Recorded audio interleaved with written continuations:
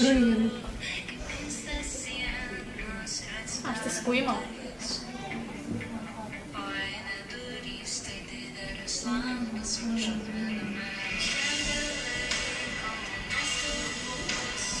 Ir bytas ir žodžiai geri reikia. Žiauriai, aš tik manau, kad žinok, mes galim daug geriau padaryti.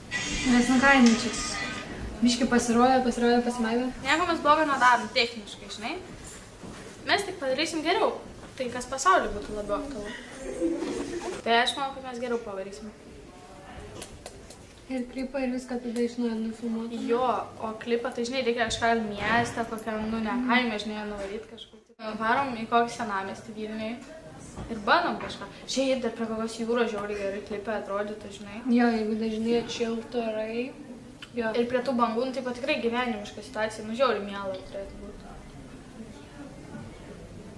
Gosim tom naktim ir kiek dar laiko mes važiuosim taip toli.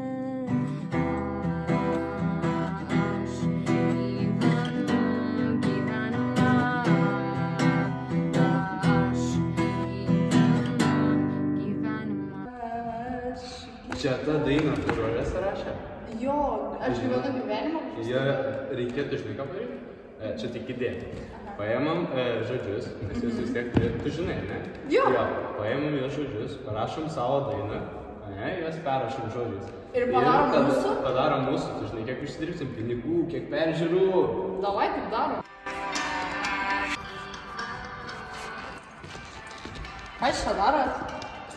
Kas yra? Ką jūs čia darot? Tai Dainą darom. kūrim. Tai čia mano daina. Mūsų čia, mes rašom.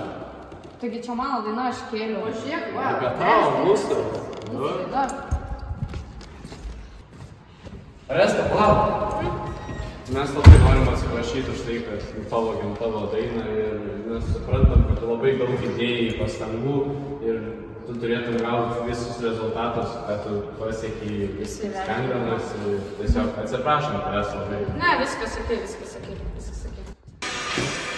Ką jūs čia darot? Ką jūs čia darot? Mes darom savo šou. Kokį šou? Tai kad čia mano daina, ką tik skambėjo. Aš nežinau, iš kur čia tai ištraukti, nes čia patys Parodyk čia mūsų telefoną. klipas.